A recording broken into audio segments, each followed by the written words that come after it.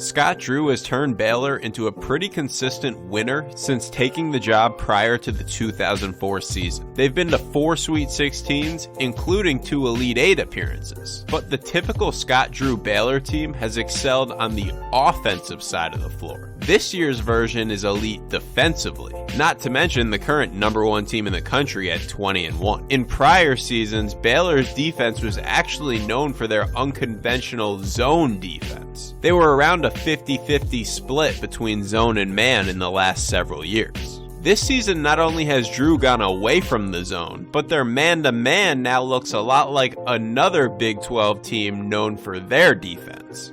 Baylor's defense this season prioritizes keeping the ball out of the middle, in similar ways to Texas Tech. You'll see Baylor on-ball defenders with their feet pointing towards the sideline to make the ball handler drive in that direction.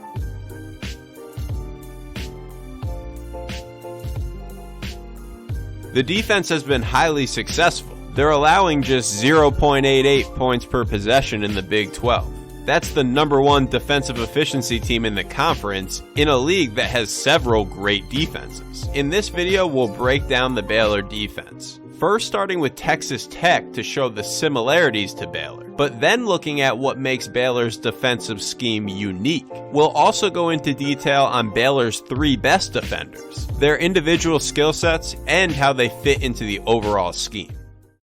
The Texas Tech style of forcing the ball to the baseline puts more control into the defense's hands. The basics of the system are fairly straightforward. Send the ball handler to the sideline and then give early help. Because they're forcing it one way, it's easier for the Texas Tech help to be early because they know where the ball is going to be dribbled. That allows their help defenders to meet the ball outside of the paint and take charges. With Texas Tech's Final Four appearance last season, it's not a surprise that other teams are trying out some of the concepts. We even wrote an article titled, "Should More Defenses Force Baseline?" exclusively for Hoop Vision Plus subscribers back in October. As a member of the Big 12, Scott Drew has coached against Chris Beard's no-middle defense twice a year since he joined the league. And you can see the influence it's had on the 2020 version of his team. On baseline drives, you can find examples of Baylor helping outside the paint and basically zoning up away from the ball, with the weak side defenders acting almost like free safeties to take away skip passes. The Baylor defense is especially good at recovering in scramble situations. Coaches like to talk to their players about the need for giving multiple efforts within a single possession on the defensive end. And that's a theme for Baylor's defense.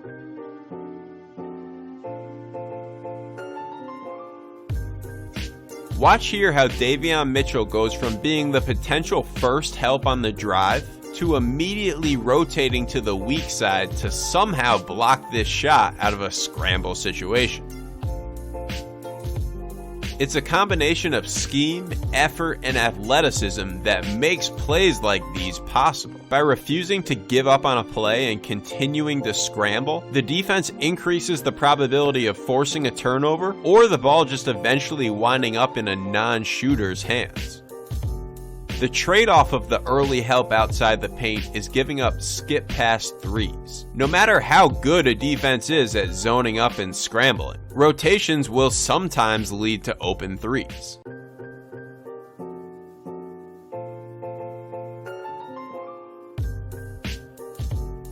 Against Texas Tech, we've seen that the teams that have optimal spacing on the weak side make the scrambles more difficult to execute. While Baylor isn't totally immune to these same three-pointers, their scheme does minimize them more than Texas Tech's. We'll get to the exact reasons why a little bit later, but first let's look at how Baylor guards screens. Against ball screens, Baylor will ice the ball handler by not letting him use the screen in the first place. It's a very natural thing for them to do because the defender is already forcing the ball away from the screen just in their regular base defense. If the player setting the screen is a shooter, Baylor can even ice to a full rotation. Here Tristan Clark does that. Ball screens where the screener comes from a player already on the perimeter are more difficult to ice. Here Mark Vital is pressuring the ball, but then unable to recognize the screen quickly enough to ice.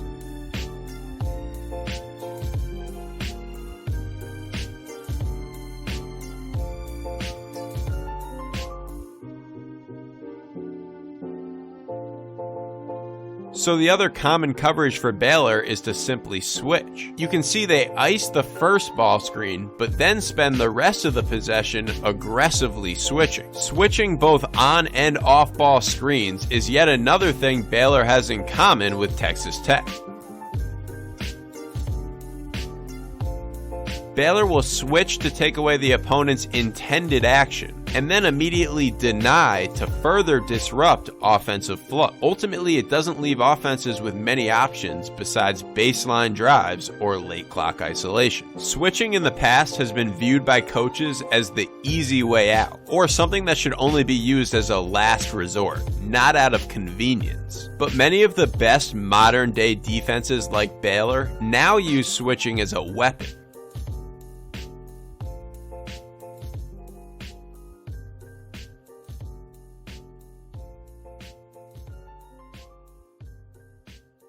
Another thing Baylor opponents will often try to do against the switches is post up their smaller players in mismatches. But again, Baylor stays aggressive in these situations. They front the post and make life difficult for the offense.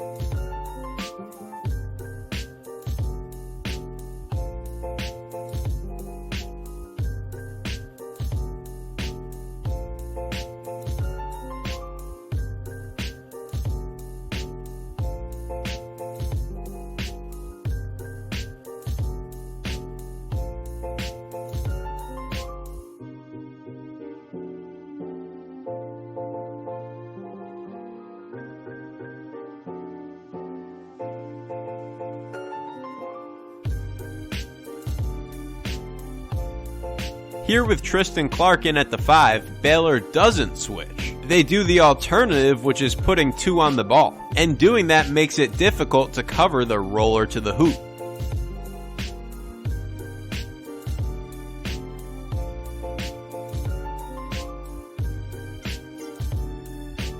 Listed at 6'9", 245, Freddie Gillespie is one of the more versatile defenders in the country for his size. When he's playing the 5, he can switch out onto guards, keep them in front, and force difficult shots over his length.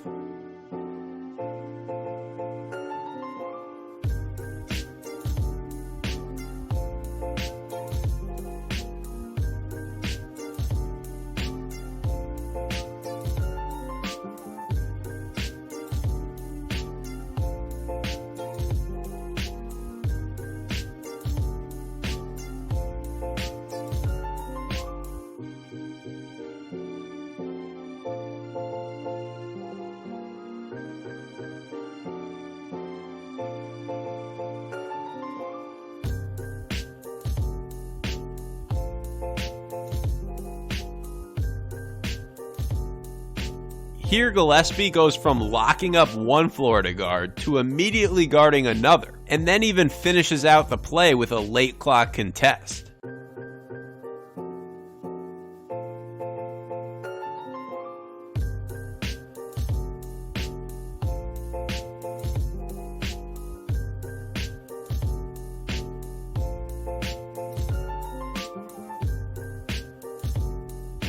The best perimeter defender on Baylor, and really one of the best in the entire country, is Davion Mitchell. He's only listed at 6'2", but he has a tendency of making life miserable for the opposing team's best player by just keeping the ball in front.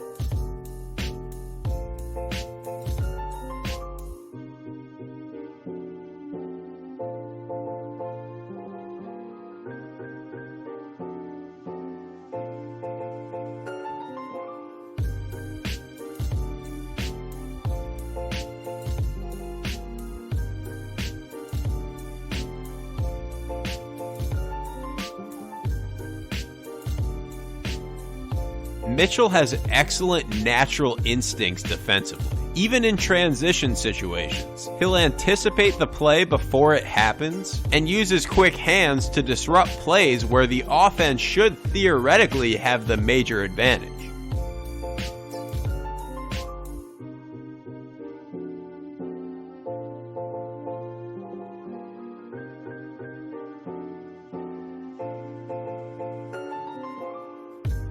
The last in the trio of players that fuels the Baylor defense is Mark Vital. He's the most versatile player on the roster to guard multiple positions. And just like his teammates, he's difficult to score on in one-on-one scenarios.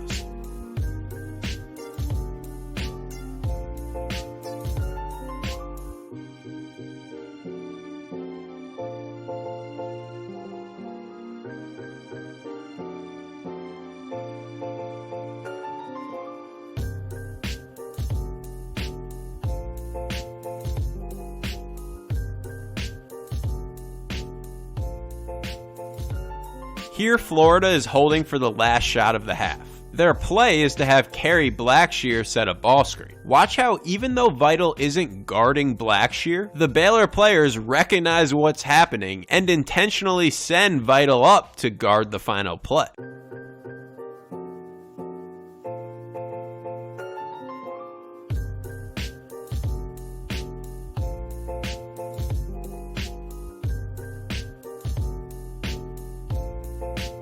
Vital is a very physical and aggressive defender. His quick hands are a reason why he's number 3 in the Big 12 in steal percentage, but he'll also pick up some fouls from being overly aggressive.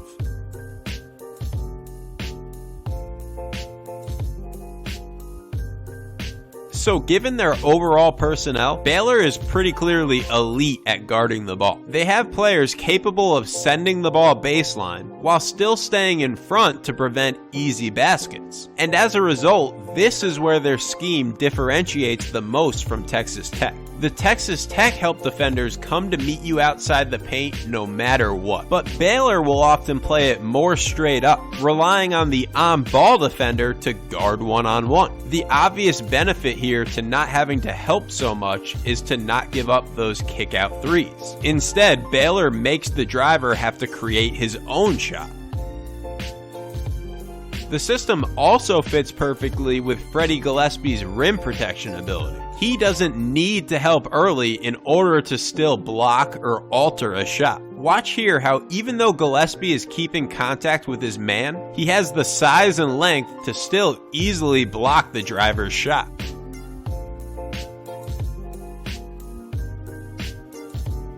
If you have someone like Mitchell guarding the ball and someone like Gillespie roaming the paint, that early help simply isn't that necessary.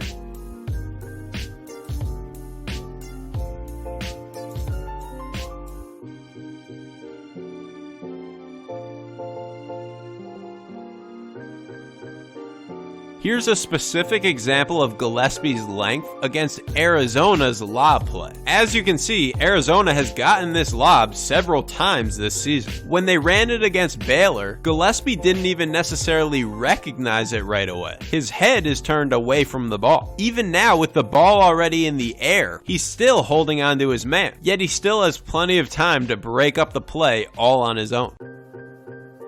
By forcing the ball baseline and helping late, opponents are forced to settle for floaters and runners. In fact, Baylor allows the most runners of any high major defense in the entire country. Not only that, but thanks to players like Gillespie, Mitchell, and Vital, Baylor opponents have made just 28% of those runners. From a defensive perspective, you'll happily live with a 28% floater over a kick-out three. All of these different factors are why Baylor has gone from the 75th ranked defense last season to not only a top defense this season, but a Final Four contender.